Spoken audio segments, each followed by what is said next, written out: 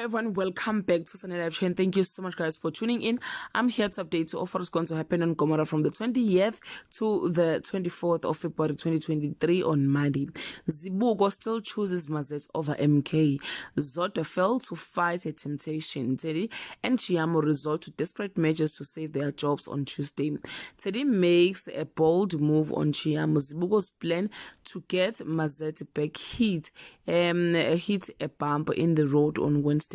Detective Nabe interrogates Mazet and Zibuko about the social media post. Sondo is disappointed by Mazet's apology letter to Tati on Thursday.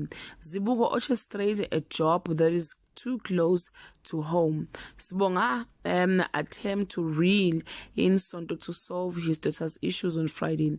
Chisanyama robbery goes wrong. Parents vote against Sibongile being head girl.